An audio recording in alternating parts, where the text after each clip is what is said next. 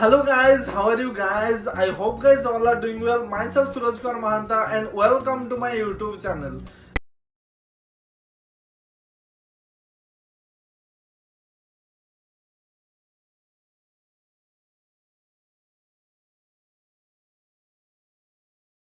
आज इसी पूरी वीडियो पे एक कॉमन डिजीज के बारे में बात करेंगे, रिमाटॉइड आर्थराइटिस। रिमाटॉइड आर्थराइटिस एक ऑटोइम्यून डिजॉर्डर है जो हमारा small bone and large bone में पेन एंड स्वेलिंग हो जाती है, जैसे इन्फ्लामेशन हो जाती है।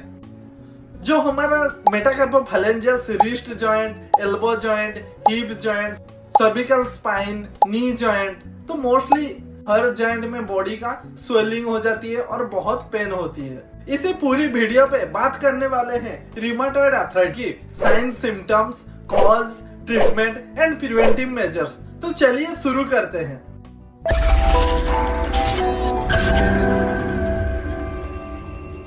तो रिमाटॉइड आर्थराइटिस एक ऑटोइम्यून डिजॉर्डर है। ऑटोइम्यून मींस हमारा खुद का इम्यून सिस्टम अपना ही शरीर में जॉइंट को अटैक करती है। उसकी वजह से हमारा जॉइंट में स्वेलिंग, स्टिफनेस और बहुत ज्यादा पेन होती है। तो रिमाटॉइड आर्थराइटिस में क्रोनिक इन्फ्लामेशन के साथ साथ हमारा कार्टिलेज, बोन को डिस्ट्रॉय कर देती है। ये डिजीज खासकर जो 40 to 50 इयर्स ओल्ड के बीच में फीमेल में ज्यादा दिखाई देती है, जैसे कि 75% फीमेल और 25% मेल पे होती है। कॉज, तो rheumatoid arthritis mostly 10 to 20% monozygotic twins में दिखाई देती है। और HLA-DR4 एंड HLA-DW16 अब मेजर रिस्क फैक्टर होती है, जैसे कि एशियन को, इंडियंस को। इन्फेक्शन, जैसे कि bacterial infection and viral infection. Bacterial, जैसे कि बहुत सारे बैक्टीरियल कॉज भी हो सकती है, जैसे कि माइकोप्लाज्मा, माइकोबैक्टीरिया और ई कोलाई, उसकी वजह से रिमाटॉइड आर्थराइटिस हो सकती है। तो वायरस की वजह से भी रिमाटॉइड आर्थराइटिस हो सकती है, जैसे कि double standard DNA virus, Epstein Barr virus, cytomegalo virus, parvo virus और रूबेला वायरस। तो रिमाटॉइड आर्थराइटिस एक क्रिटिकल कंडीशन है जो बोन और जॉइंट को अफेक्ट करता है। सिम्टम्स, तो रिमाटॉइड आर्थराइटिस में साइन एंड सिम्टम्स वेरी कर सकता है person to person over the time. कुछ कॉमन सा साइन एंड सिम्टम्स दिखाई देती है, जैसे कि जॉइंट पेन एंड स्वेलिंग, ये सबसे मोस्टली कैरेक्टरिस्टिक रहती है। मोस्टली जो जॉइंट पे स्वेलिंग हो जाती है, मोस्टली हमारा हैंड में, नी में, फीट में बहुत दिक्कत होती है।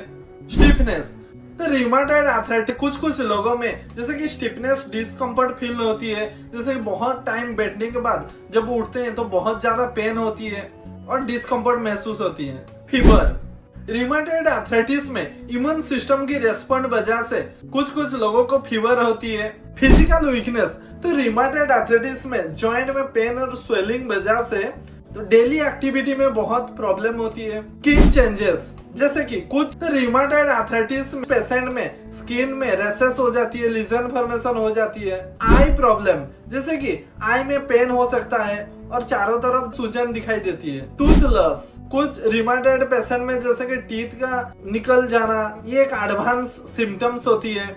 अगर आपको या आपका फैमिली मेंबर में किसी को इसी टाइप का सिम्टम्स दिखाई दे रही है तो तुरंत डॉक्टर से कंसल्ट कीजिए और उसका ट्रीटमेंट करवाइए। डायग्नोसिस, रिमाटॉइड आर्थराइटिस को डायग्नोसिस करने के लिए बहुत सारा लैब इन्वेस्टिगेशन किया जाता है, जैसे कि anti-CCP वो बेस्ट इन्वेस्टिगेशन होती है।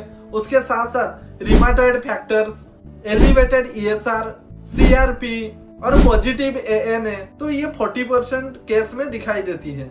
ट्रीटमेंट, तो रिमाटॉइड फीवर की एक्यूट स्टेज में जैसे कि कॉर्टिकोस्टेरॉइड दिया जाता है और 1 से 2 वीक तक दिया जाता है। और लॉन्ग टर्म रिमाटॉइड आर्थराइटिस में डीमार्क्स दिया जाता है, जैसे कि हाइड्रोक्सीक्लोरोक्विन, सल्फासालाजाइन, मेथोट्रेक्सेट, लेफ्युनोमाइड, आजाथियोपिन। कुछ बायोलॉजिक डीमार्क्स भी दिया जाता है जो यूजुअली मोनोक्लोनल एंटीबॉडीज होती है। इन्फ्लिक्सिमाब, एटनोरकेप्ट, आदालिमुमाब, गोलीमुबाब। और सीवियर केस में जैसे कि नी और एल्बो का रिप्लेसमेंट किया जाती है। तो ये सब मेडिकेशन रिमाटॉइड फीवर में दिया जाता है। किसी तरह का मेडिकेशन लेने से पहले डॉक्टर से कंसल्ट कीजिए सेल्फ मेडिकेशन बहुत हार्मफुल हो सकती है, क्योंकि हर किसी का बॉडी अलग अलग होती है और अलग अलग फेज साइन एंड सिम्टम्स देख के वो मेडिकेशन देना पड़ता है। प्रिवेंशन, तो रिमाटॉइड आर्थराइटिस को प्रिवेंट करने के लिए कुछ लाइफस्टाइल चेंजेस करना पड़ेगा और कुछ प्रोएक्टिव मेजर्स लेनी पड़ेगी, ताकि जो रिमाटॉइड आर्थराइटिस को रिस्क को कम किया जा सकता है। जैसे कि मेंटेन वेट, ओवरवेट होने से रिमाटॉइड आर्थराइटिस होने की रिस्क ज्यादा बढ़ जाता है, तो इसीलिए हेल्दी वेट मेंटेन करना बहुत जरूरी है। और बैलेंस डाइट ये ओवरवेट को मेंटेन कर सकता है और रिमाटॉइड आर्थराइटिस की रिस्क को कम किया जा सकता है। रेगुलर एक्सरसाइज, तो रेगुलर फिजिकल एक्टिविटी वजह से जो मसल का स्ट्रेंथ बढ़ता है और उसके वजह से बोन का फ्लेक्सिबिलिटी में बहुत हेल्पफुल होती है, और वो जो रिमाटॉइड आर्थराइटिस में जो जॉइंट पेन और स्टिफनेस को रिड्यूस करती है, और ये बहुत हेल्पफुल होती है रिमाटॉइड आर्थराइटिस में। क्विट स्मोकिंग, तो सिगरेट स्मोकिंग छोड़ने से रिमाटॉइड आर्थराइटिस का रिस्क को कम किया जा सकता है। हेल्दी डाइट, तो हेल्दी डाइट रखना बहुत इंपॉर्टेंट है, जैसे कि वेरी करता है कितना प्रोटीन, कार्बोहाइड्रेट एंड फैट होनी चाहिए, फ्रूट्स होनी चाहिए, वेजिटेबल होनी चाहिए, सब आपका रिमाटॉइड आर्थराइटिस में टोटल हेल्थ को मेंटेन करके रखेगा। मैनेज स्ट्रेस, और स्ट्रेस की वजह से भी इम्यून सिस्टम को वीक होने से रिमाटॉइड आर्थराइटिस होने की रिस्क ज्यादा बढ़ जाती है। स्ट्रेस को मैनेज करना पड़ेगा ताकि वो आपका होने का रिस्क को कम किया जा सकता है। रेगुलर हेल्थ चेकअप, तो रेगुलर हेल्थ चेकअप भी बहुत हेल्पफुल होती है, क्योंकि आपका बॉडी में ESR की मात्रा कम है या ज्यादा है तो वो पता चल जाता है, उसके हिसाब से आपको मेडिसिन लेना पड़ेगा। तो ये सब चीजों में ध्यान देना बहुत जरूरी है, ताकि हम रिमाटॉइड आर्थराइटिस होने से बच सकते हैं। तो दोस्तों, तो इसी पूरी वीडियो पे जाने कि रिमाटॉइड आर्थराइटिस एक क्रिटिकल कंडीशन है जो आपका जॉइंट को अफेक्ट करता है। That's it from this blog। अगर आपको इस वीडियो अच्छे लगे हैं तो do like, share and subscribe to my channel. See you in the next blog। Till then, स्वस्थ रहिए, मस्त रहिए। धन्यवाद।